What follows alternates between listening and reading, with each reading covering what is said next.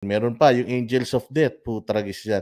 Pinanindigan talaga nila yung Angels of Death. Sige, pakinggan natin tong Angels of Death na to na talaga namang nakakatawa. O sa totoo lang. Kanina nga, pinagtatawanan daw nila eh.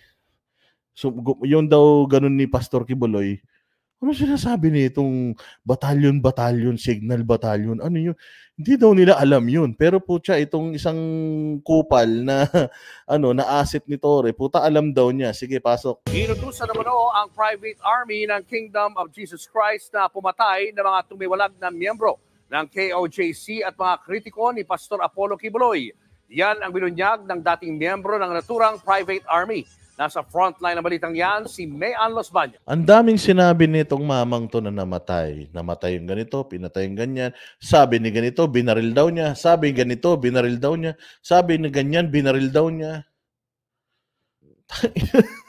Saan ko makakita ng resource person na ang daming sinabing pangalan, pero wala silang bine-verify kung totoo nga ba itong mga to.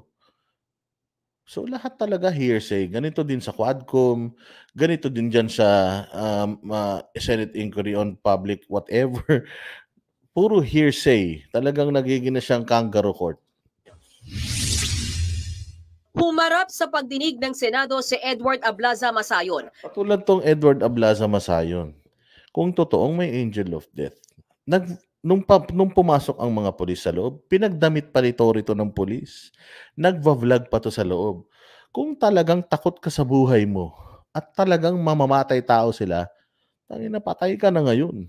Dating miyembro raw siya ng 2nd Metro Davao Signal Battalion na private army umano ni Pastor 2nd Metro Signal Battalion. Tawa daw sila na tawa kasi wala daw ganun. Walang ganun. Wala siyang pruebang maipakita na may ganun. Meron pa siyang sinasabing certificate na lukot-lukot. Utang ina, sabi ko ibang klase itong maman to. Kibuloy. Nasa ilalim daw ito ng SMNI at sinasabing may koneksyon sa Task Force Davao ng militar.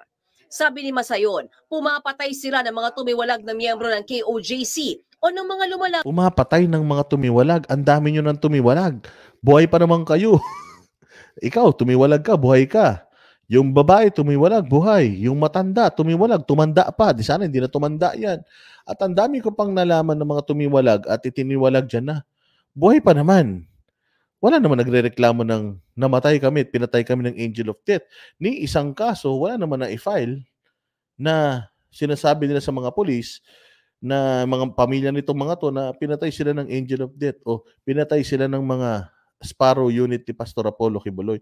Tangin na kung totoong merong angel of death na sinasabi itong mga gonggong na ito, wala kahit isang polis na nasaktan, natutulog sila, yung mga baril nila tambak-tambak lang. Kung talagang merong ganyan, pinagkukuha yung baril ng mga polis, kasi ang meron ng baril sa loob, hindi naman lahat ng polis may baril sa loob. Ang meron ng baril sa loob, SAF. Ilang piraso lang yun. Mantakin mo yung SAF dyan sa loob, sabihin na natin, 1,000 sila sa 3,000 na nandiyan dyan. Tapos yung mga SAF na yan, pag natulog sila, hindi nila yung mga baril nila, katabi nila, hindi. Pinagsasama-sama nila yung baril nila sa isang lugar. Tapos natutulog lang sila.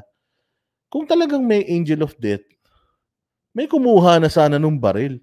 Pinagbabaril na sana yung mga hinayupak na yan. Mantakin mo 16 days. 16 days na ginawa ng Diyos, lumabas na lang kayo ng matiwasay, wala man nasaktan sa inyo kahit isa. Putang ina, sabi nga nila, Matubato 2.0 daw to eh. Totoo. Itong na to, ito ang talagang may saltik. Putang ina, ang daming nagaganap sa isip niya na patayan. Nasa sobrang engot din nung committee chair, hindi man lang din kinross reference or kinross check. Sino itong mga pangalan na to? O sige, check natin. Mayroon ba talagang kaso? May mga kaso ba to? Sino ba to? Ito bang tao na to na nagsabi sa'yo, meron ka bang personal knowledge tungkol dito sa mga krimen na to? Hindi, kinuwento lang sa akin. Hindi mo pwedeng yan. Hindi mo pwedeng sabihin dito yung kwento-kwento lang. Kailangan dito, yung meron kang personal knowledge. Kaya nga tayo nag-i-inquire. Di sana, pinatawag ko na lang yung taong nagkwento sa'yo kaysa ikaw. Di ba?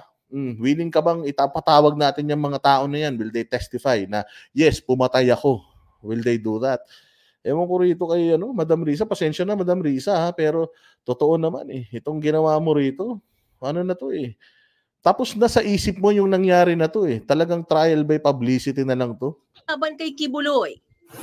Si Kibuloy ba talaga ang nag-uutos na pumatay? Baka mga tao lang yan. Hindi naman namin gagawin yun kung hindi inuutos mula sa taas. Pag inutos niya na gawin namin yan, gagawin po talaga namin. Ang tanong sa'yo, si Kibuloy ba talaga? Hindi naman, ang sagot niya, hindi naman pwedeng gagawin namin yan ang hindi inutos sa taas. Sir, straight answer lang. Si Kibuloy ba talaga nag-utos sa inyo? Oo, si Kibuloy ang nag-uutos sa amin. At saka ang tanong, Sir, member ka ba ng Angel of Death? Yun ang tanong eh. Ang dami mong nalalaman na patayan, Sir. Member ka ba ng Angel of Death? Diba? Ganun lang ang tanong dyan. Member ka ng Angel of Death? Opo, member ako ng Angel of Death. Kasi bakit alam mo yung Angel of Death? Member ka ba nun? Opo, member ako nun. So, ibig sabihin, may mga napatay ka na. Wala pa. Ganun, parang ganyan yung kay Matubato nun eh. Tandaan ninyo. Ganyan na ganyan si Matubato. Sabi ni Matubato, lahat yan, utos ni Duterte yan. Lahat yan, utos ni ni PRD yan.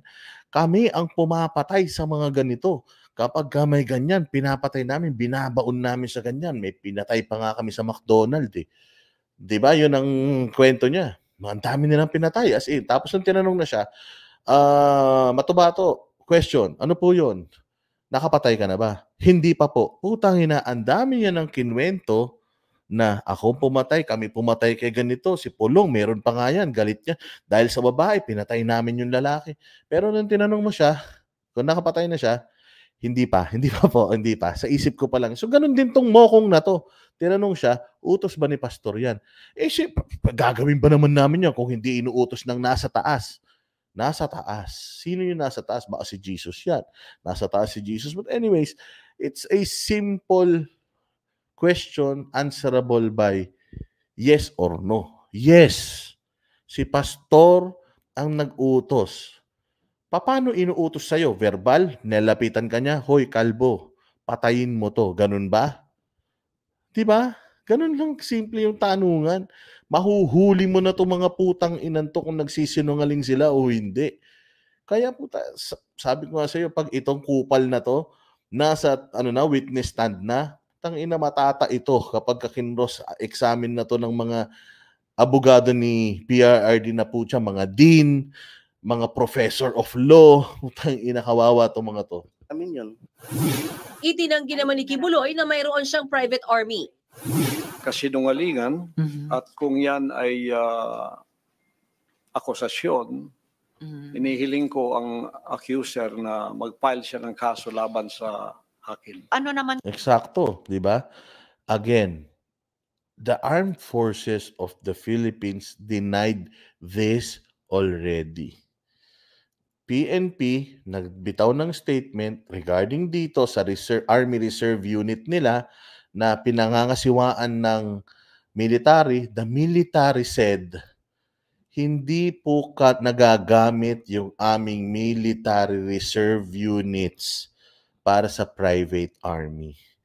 Ayaw po namin yan. So parang binabanatan pa nga ng PNP yung military na tinitrain nila yung mga private armies. Ang sakit nun para sa mga sundalo. And ito na naman, may tao rito na nagsasabi na Army Reserve, kaya nga ito si Pastor Kibuloy naging Brigadier General kasi nga nagsusupply ang KOJC ng mga Army Reservist. Alam nyo ba kung gaano ka-importante na ang militar natin ay may inaasahan na mga Army Reservist? Alam nyo ba sa Singapore, lahat ng 18 anyos needs to undergo Army training para maging mga Army Reserve? Alam nyo ba na yung mga Korean K-pop stars ninyo na sila pa yung nagvo-volunteer para maging Army Reserve? Kasi pag nagkaroon ng gera at kulang ang sundalo, itong mga trained Army Reservists natin yung aasahan ng mga militar natin na hahalili sa kanila. Hindi yan katulad ng wala akong Army Reservist training, bibigyan ako ng baril. Oh, Boss Dada, bahala ka na sa buhay mo. Mamatay ka, bahala ka. May gera. Hindi yun ganun. Sa oras ng kagipitan, sa oras ng pagkubkob, sa oras ng insurhensya, itong mga Army Reservists na to, ay trained sila para humalili doon sa mga sundalo natin. At nagpapasalamat ang gobyerno ng Pilipinas because Pastor Apollo Kibuloy is voluntarily giving our military someone from his congregation, his church, to train for dito sa pagiging Army Reservist para makatulong sa bayan natin. Ang pagiging isang Army Reserve ay para sa Pilipinas. Hindi po yan para ipagtanggol siya.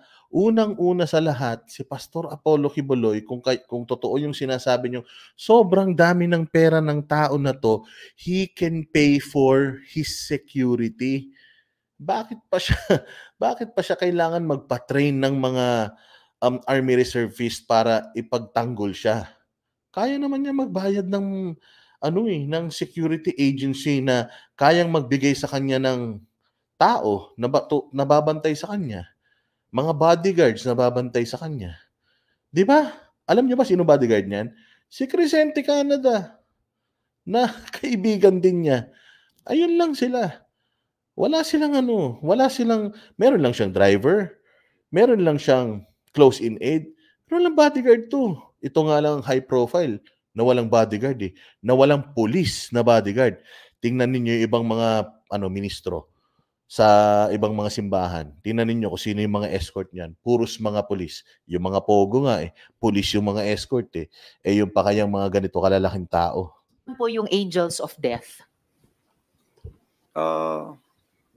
Hindi ko po, imbento po nila yan Setyembre ng taong ito nang unang lumutang ang tungkol sa umunay private armed group ng KOJC. September lumutang ngayong taon yung private armed group. Putang ina yan. 16 days silang nandoon sa loob. Ni wala silang nakita kahit isang bala. Ni wala silang nakita kahit isang baril. Ni wala silang nakita kahit isang pillbox, molotov, o kaya Indiampana. Wala naman sila nakita dyan. Paano putang ina nagkaroon ng Angels of Death yung mga yan? Na tinatawag daw na Angels of Death. Iniimbestigahan na ito ng PNP.